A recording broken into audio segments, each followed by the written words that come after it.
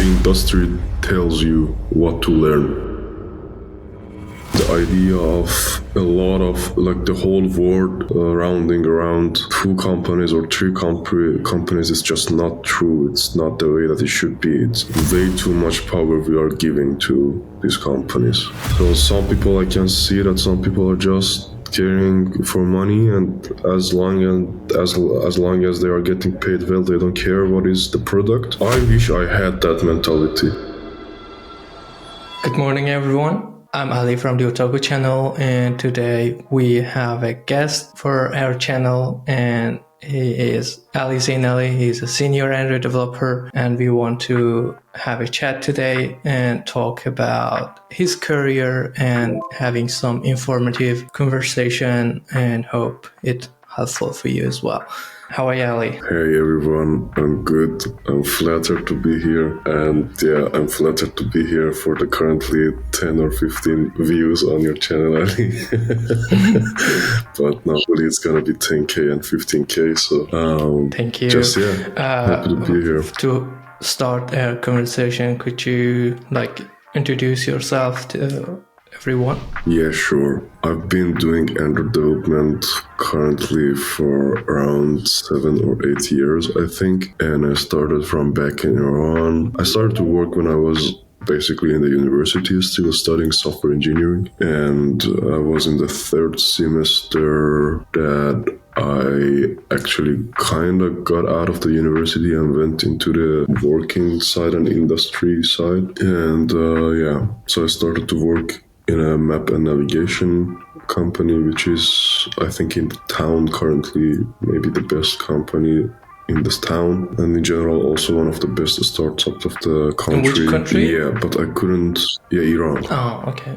But I couldn't totally leave the university at the time and fully focus on the work because of stupid reasons. But I kind of mentally did that, and I spent a lot of time on working and very less time on, very few times on studying and actually taking care of the university.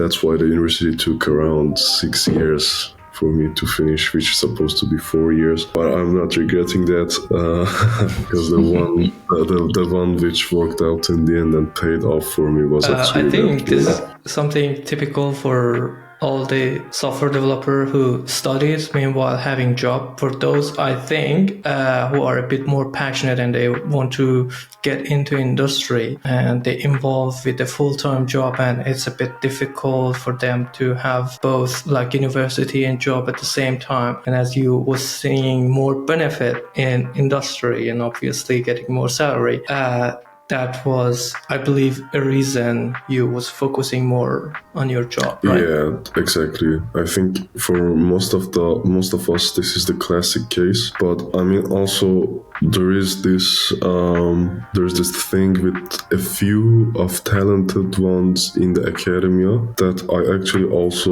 have respect. So there is, I think, these people in the academia who are very much into academia and they're doing it good. And currently, I see them that they did a great job and they are working at Google.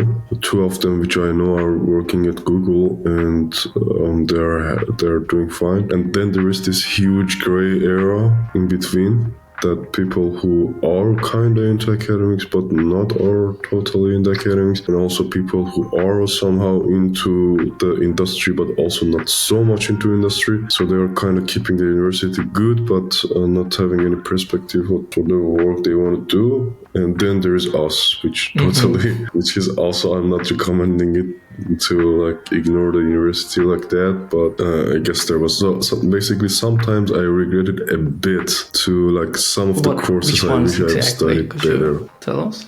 Yeah, sure. For example, signal processing I think was or engineering mathematica, if I'm spelling it correctly. These 2 courses, I think, because I was trying to make a fun project that kind of gets the music as an input from the microphone and then has a little processing on it and does some shit, and I needed some Fourier transformation on the audio, and at that point I was like, god damn it sounds so familiar. And then I actually studied that and in the signal processing, but yeah, I didn't take it very serious. So these things actually can be helpful. Just a question, like you came from university and now you're working in a software development industry, but I am not. I just did self-study and I studied electrical engineering. We had a very minor lessons about programming, C++, but it was not something it could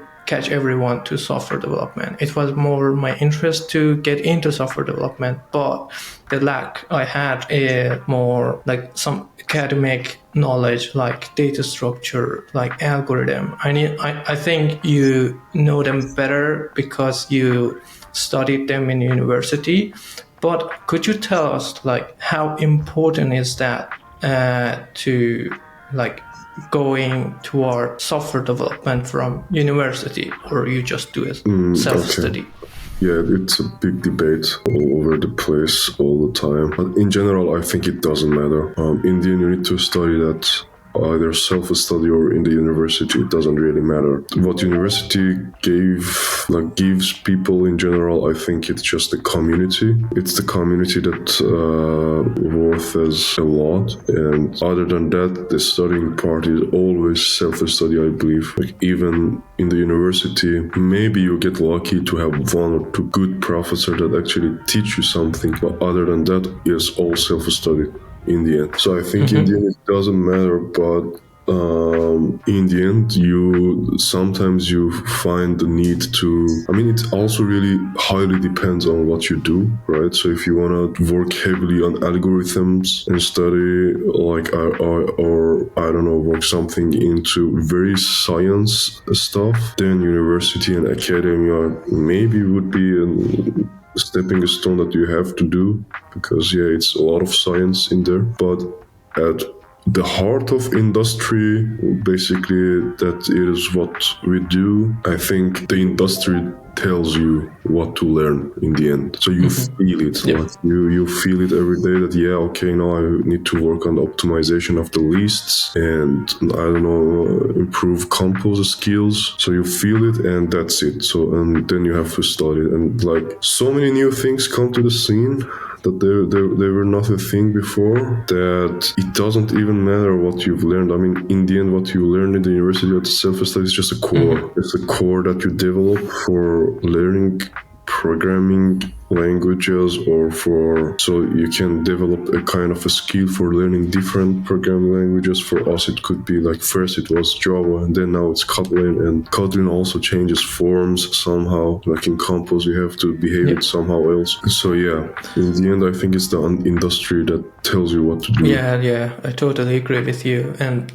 about the point you said, finding community and connection in university, I think one of the most important thing when you just start your journey from university, you find good people, talented friends, and you can have your connection for a long time.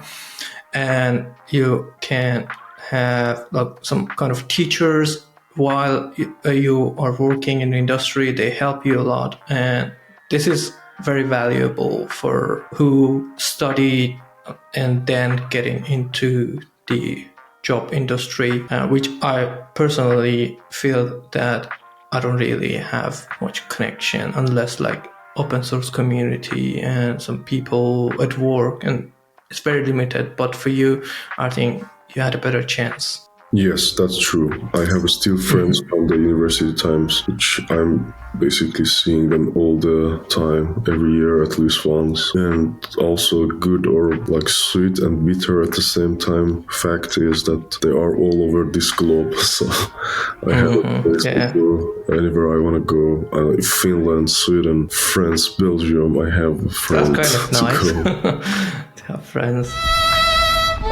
Let's change the topic a bit.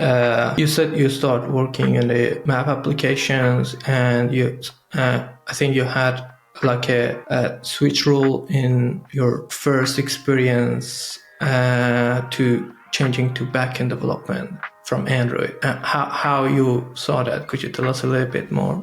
Yeah, I had I had 1 year of working on the backend side, almost 1 year, and it was actually alright. So the reason that I did it was because I think I needed some change. I was very much adapted to the setting and to the people that I was working with, and I was really needing some change because it was really just the same thing every day and every day and every day, and I was not learning anything new. So I decided to change the role a bit and go to the backend side. And yeah, there I found backend really. At first, it was really hard to get what the is going on, and everything was so different, and the whole learning the new the structure was Java Spring Boot, which made it a lot easier because it was the same language at least. But yeah, the structure and so we deal with database in Android apps a lot also, but dealing with databases in the backend side is a different deal, probably a different game. And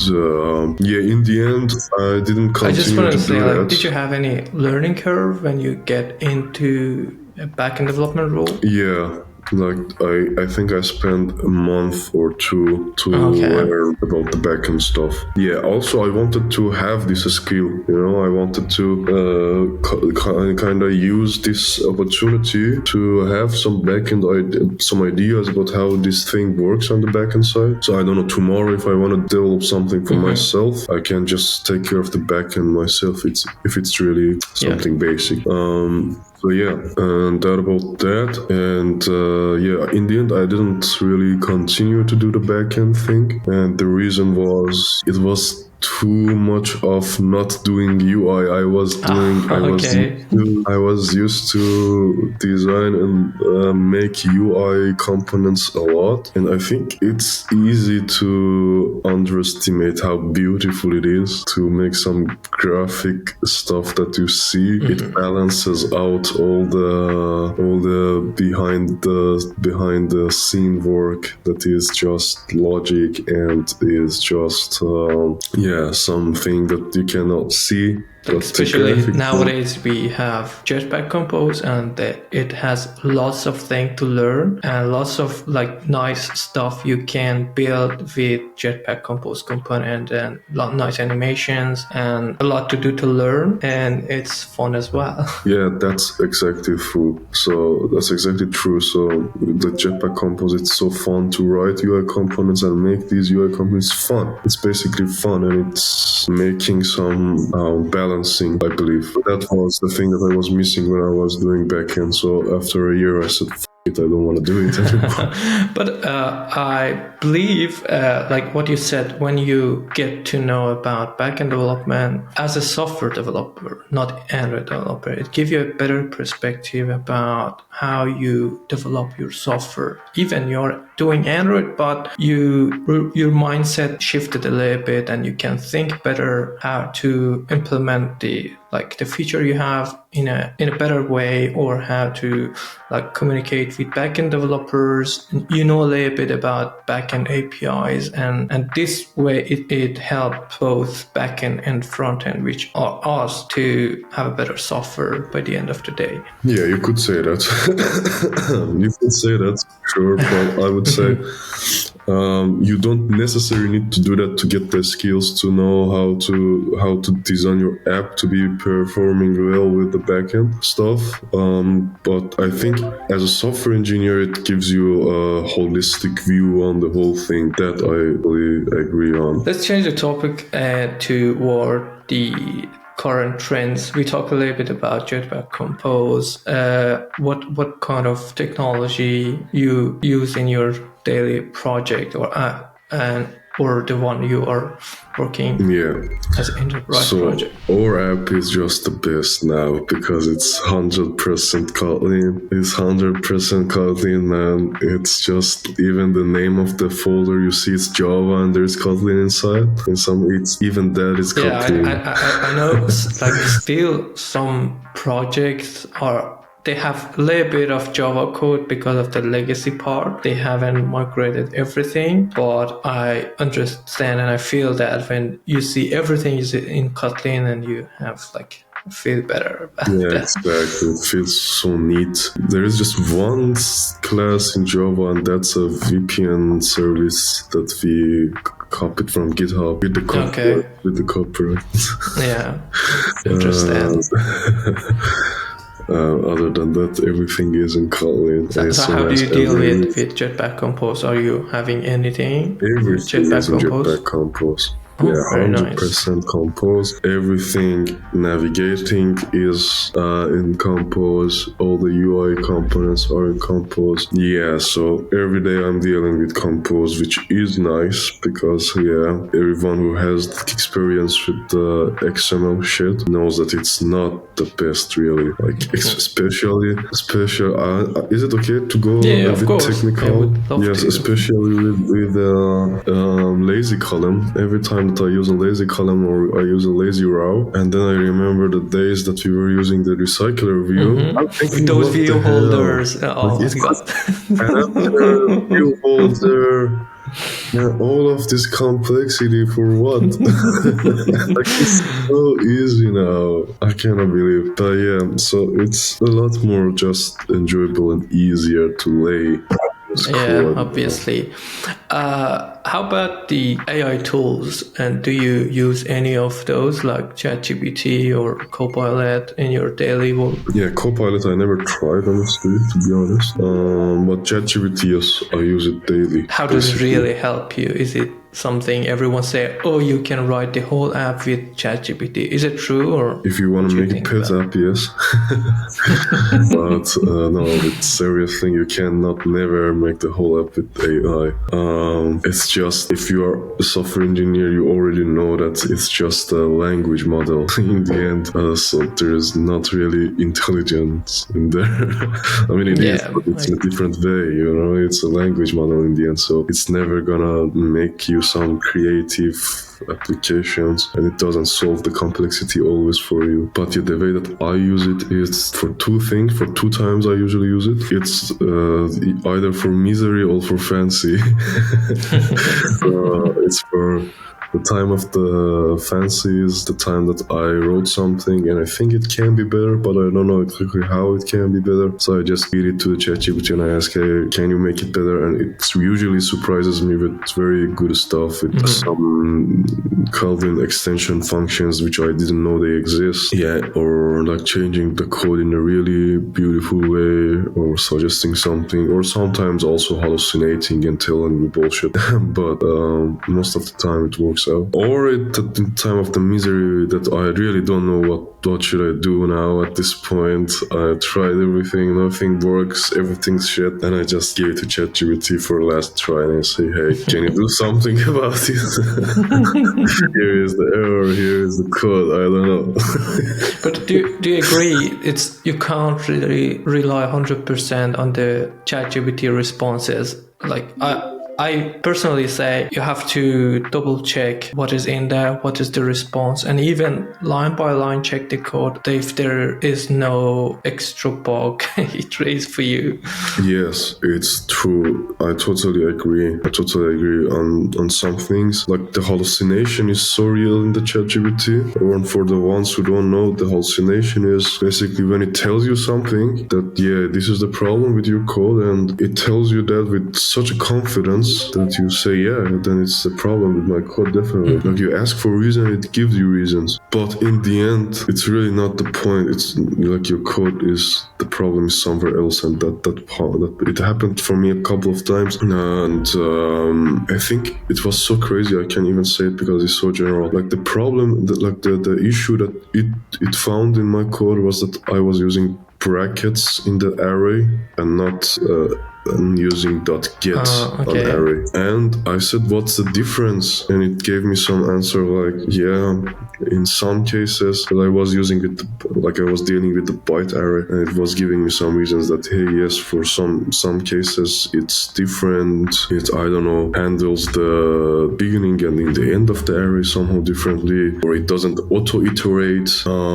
when you like ask for the next thing with the byte index. And yeah, I thought maybe it's right. So I changed it, and then I actually didn't double check, and I pushed it, and I made a PR for it, and then my colleague told me that, hey, I wrote what you wrote in the PR, and I checked the bytecodes of the two versions, one with the bracket and the one with the get, and both of them are the same. So there is basically there is no difference at all. And I also double checked then, and I saw that the bracket in the under the hood is using the get, so it's basically the same thing. But it told me with such a confidence that I totally trusted it. Like all of us know, it's not like that smart to understand even sometimes simple things. But anyway, yeah, it's something nowadays people use. I think it's good to have, but you can't really 100% rely on that. How about testing? Do you write tests for your project? It's $1 million questions. Yes, we do write tests actually, but okay. we write usually unit tests. And for the things with a lot of it, so we write tests really selectively. We write tests for things with a lot of different states, and we also write some instrumental tests as well. But and what kind of tools do you use for that? Just Espresso and JUnit. The easy and the native tool. JUnit and Espresso, native stuff. Cool. Nothing fancy. And do you try to have a percentage of code coverage for your unit test, or you decide whichever is needed? So no, our company is so small that we don't have these standards or these things that you have to do before you open a PR or something. We are just 2 Android devs and in general 8 engineers, 7 engineers. So in the company that small, the things are a little bit more different. And so it's really up to you when you think that your code is covering enough cases, and it's just you and your honesty with yourself. Yeah, I think that's the better approach, to be honest, because you don't really need to 100% cover your code base with some unnecessary unit tests. If you think this logic is complex enough and it need unit testing to ensure there is no bug raising later on, and I think that's enough. You don't really need to rely on this type of percentage of code coverage. How about open source community? Do you have any contribution, and what do you think about that? Yeah, I wish I had. I love the whole idea of the open source, and especially on my university time, I was very much into, not just open source, but free software, because there is a difference. I was very much into philosophy. It's a philosophy, really. It's a philosophy. They have a church, you tell us a little bit? If you believe it or not. So there is this god of free software called Richard Stallman. Yeah. And he is the guy who made GNU, basically. And GNU is the OS around the Linux. If you ever use the Linux operating system, you have the Linux itself as the core of the OS that does the really lower level stuff, lower level in terms of OS, right? So doing the really lower level communications and the kernel level stuff. Exactly. Linux is kernel, exactly. And then you have GNU around this core and kernel that does all of the, even the UI components of the Linux operating system is usually GNU stuff. GNOME, one of the most famous GUIs of the Linux operating systems is from GNU, and a lot of the softwares are from GNU. So this guy, basically, Richard Stallman, is the father of GNU, we could say. And he has a church or something. I don't know much about it, but do you know where is that? Do you know where is that church? Somewhere in the blessed lands of America. Oh, okay. Good to know. Hope one day we could visit. Yeah. But I don't want to go much into that, but the main difference maybe between the free software and open source is that you can have an open source software, but it still can cost something financially and also copyright wise. Maybe software is open source, you can see the source, but you cannot use it. But free software totally throws that away and says the software has to be free to use for anyone, and software has to be free to access and see the code. So both of them are there. Also, free software can cost something for you, but it could be that someone is selling you, I don't know, it's just more like a donation, or in these forms it comes to financial stuff. But yeah, I was very much into this idea because I just think the idea of a lot of the whole world rounding around two companies or three companies is just not true. It's not the way that it should be. It's way too much power we are giving to these companies. And I'm saying that with using an Apple device, which is a bit ironic. But yeah, that's still, I think it's true, and it's something to keep in mind. That's why I like Android, because in the end it's an at least open source project. Yeah, but you can look at the source code sometimes. It gives you a good understanding how Android is working under the hood. One day I was looking at the text view class. Oh my god, that was a mess for me, and I couldn't really get that much out of it, but was interesting to see what is behind the scene. Yes, exactly. It also happened for me a couple of times to go to the Android source code. I mean, sometimes it helps, sometimes doesn't, but for the basic stuff, especially Compose stuff, it's really nice to navigate to Android code. Obviously. In your previous company, you work on a SDK. And what is the difference between SDK development and app development? Oh, that's a different game. SDK development is a different game indeed. Let me just put it in this way. You cannot have any bugs when you release the SDK. Because a bug in the SDK means that you're gonna have this in this version all the time, and customer is gonna ask support for that single bug all the time until that version is out. You need to support it all the time. It means that you need to have way more testings, and it's just too exhausting. It's a really exhausting job to develop SDK, especially if you have serious customers, in business level. Then it's really serious, because as I said, one issue gonna waste your time afterwards, gonna waste some other company's time and some other company's time. So in the L1, one issue in your SDK, yeah, totally. So one issue in your SDK in the end is just so much wasted time, not from you but from other people as well. So the responsibility and the stress is just so high. In the contrast, in the normal app development, could be also really stressful, but most of the times, if you don't work in finance like you, Ali, if you don't work in finance or something really critical, it's really not a big issue, especially if your app is too young like us to release the app with a couple of known issues. But yeah, in the SDK, it's just, oh my god, it was not for me, really, SDK development. I know it was a bit difficult for you, but what was the best thing, as experience in that time you worked? Yeah, as experience, on that SDK? It developed a kind of a sharpness and really carefulness in me, and also because you do kind of, after doing this for 2 years, you kind of keep this habit with you to you have to be careful because the consequences. So yeah, this is stick. I know you changed your company after this SDK development and joining a new team. Could you tell us a little bit how is the challenges of getting on board in a new team, seeing new people? Yeah, okay, sure. So after doing that 2 years, I was sure that the company vibe and also the SDK development, it's not meant for me. So I was looking for different jobs. So then I met Stefan from my current company. He's the CTO, and I met this team, and we had a couple of chats with each other.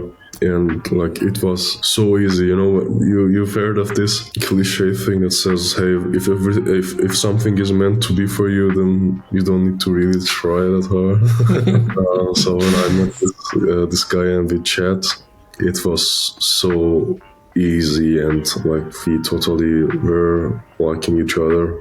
It feels like dating. Okay. Interesting. Yeah, Yeah, okay, but to give you a general idea, also, yeah, can I do advertisement? Because we are running out of Yes, time. you can. If they sponsor our channel, obviously. Yeah, maybe so.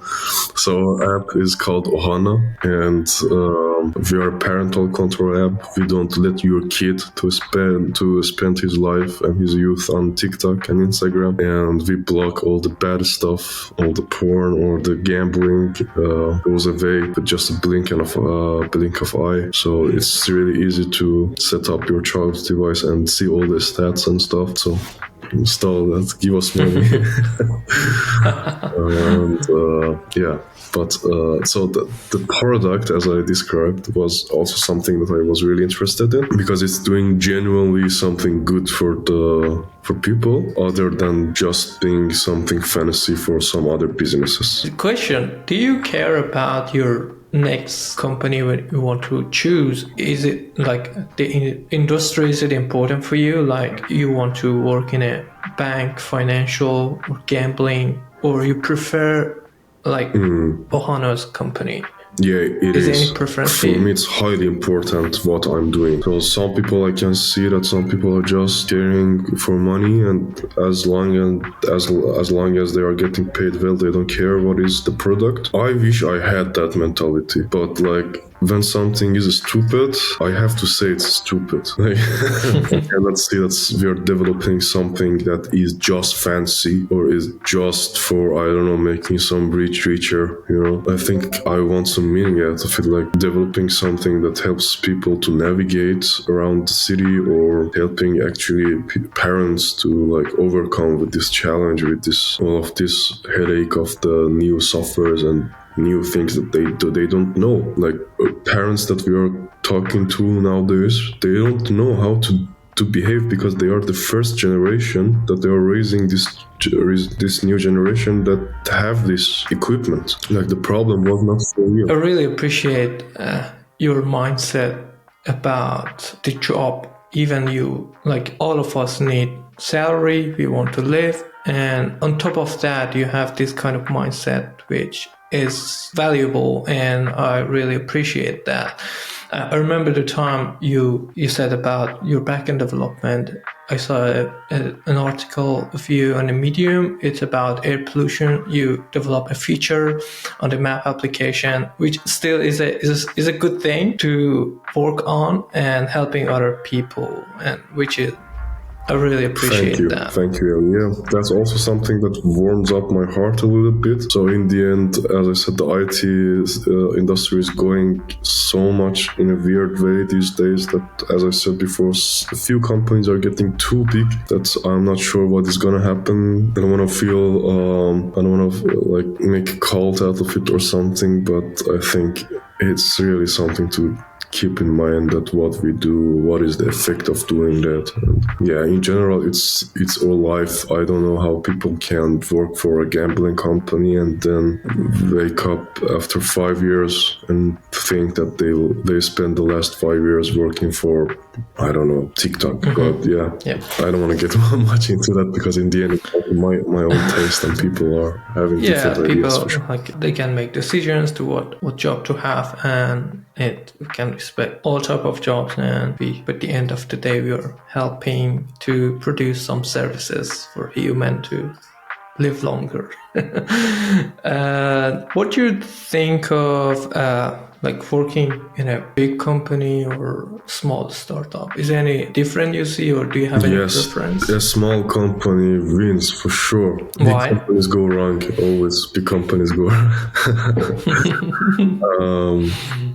I think, I don't know, I think something is about the friendships, and so small companies are really selective on who they hire, because they are small and there are a lot of communications happening with this small team, and I think it ends up in having a really good core, and it's just the friendship and the easiness and the good people. The feeling is really nice, and you don't usually find it in the big companies, because they start to care about the skill more than the character. It starts fast because like the business goes so big that they really need some heavy senior stuff, heavy seniority, and sometimes it can happen that they actually give up the character and they hire the skill, and that's the time that eventually they keep doing that, and that's the time that you can see the company is actually not feeling great anymore. So I think the first thing for in the small company for me is just the communication and the people, the easiness of the communications, and also when you can be 8 people and do a great job,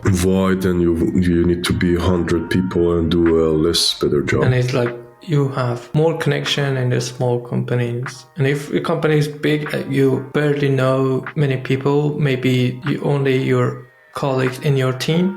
But in a small company, it's easier to make connection with other colleagues, even from different departments, and having friends going out. I think this kind of socializing is much easier for when you are in a smaller company, and I like that better personally. And for the last question, what do you do to relax in your spare time? Yeah.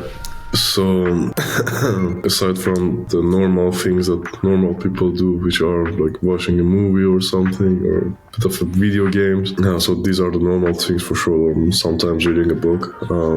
Other than this normal stuff, I really like music. So I play sitar, which is a Persian instrument. So I have it always on my side here. Not now. Now it's in the living room because I was playing the other. It's very nice. Yeah, so it's always beside my desk, and like every 2 hours or 3 hours, I just pick it up and I play it a bit, and it helps my mind to balance out again. And it's usually music, either electronic music or Persian music. It's the thing that balances out all of the software engineering and also the German learning process, which I'm doing. So this engineering and language learning is kind of the same. So I really need something soft to wash it down a bit. Okay. We are going to close our call, but before, I would like to just play a small game, and it's called Rapid Fire. You have to answer quickly, but don't get stressed. It's something easy. Kotlin or Java? For sure, Kotlin. What is even that quick? Compose or XML? Holy shit, Composer. What are you talking about? Debugging or coding? Or bug fixing or feature development? Feature development. Your favorite Android library? So it's very small, but I love Coin. Coin, okay. My answer is Picasso. It's my favorite, but we don't use it. Dark mode or light mode? This is gonna be not a yes or no question. So dark mode in the night, light mode in the day. Open office or work from home? Open office. Okay, you prefer to see your colleague than staying at home. Open office or work from home? Put your hands together, both. I think open office and working from home. 2 days working from office and then working from home is the best. Okay. Yeah, me too. I prefer the hybrid. Some days I would like to go to office and see my colleagues. Sometimes I don't really want to, and I want to focus and stay at home. Cool. Thank you, Ali, for the time, and I hope it was not too long. It's about 50 minutes. And do you have anything else to say to close our call? Thank you so much, Ali. I think you are doing a great job in the community to making all of this content, and especially I think the way that you started to talk to people in the community, I think it's very valuable. So thanks a lot for doing that, and I hope your channel hits the 100K views very soon, and you get famous and I get famous because I'm here. But other than that, just great job for doing this, and thank you for this content. And I hope that everyone who watched this video maybe had got some idea or insight about something that helps him or her someday somewhere. Yeah, that's it. Thank you very much. Thank you everyone for joining our call, and hope you found it useful. And don't forget to subscribe to the Otago channel. And if you like this video and you found it useful, you like this content as well. See you later.